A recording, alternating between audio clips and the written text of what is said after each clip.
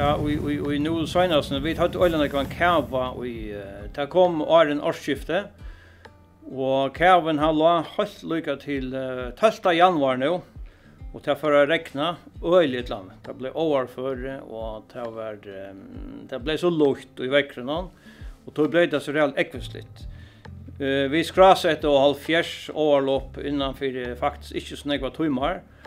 Men alla rest är det näck fler än halvfjärs. Det så gör vi nu att han tar vi där runt och rönsa och grappa rennar så.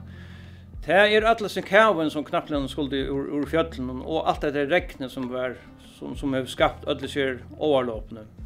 Vi har haft näck folk ute nu och rensa renner, bäj vi lastbilen och maskinen och så det kräver något tog ölen något arbetsorsko så till runt Strömödne och Österödne och också Norrödjon till ölen något överlopp som har rotat upp. Till Eldvega hade vi öliga storlopp, ett minne och ett annat som var rättligen störst och det var den 16 februari 2022. Det visade sig att vi hade dronemynter och fick kanna hur snägt tillfärd kom och det var hela 5000 kubik av tillfärd.